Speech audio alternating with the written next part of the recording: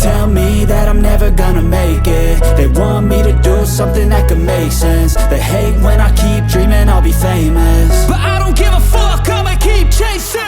I got all this potential that's deep inside of me, but they hate when you're successful cause they try to be. They sit there being judgmental because you're trying things, and they just want you to settle and do the right thing. So get a good job, don't slack off. Wake up every morning, make a good impression on your boss. Don't do anything that I wouldn't do, and when you're making money, make sure you don't spend it too soon.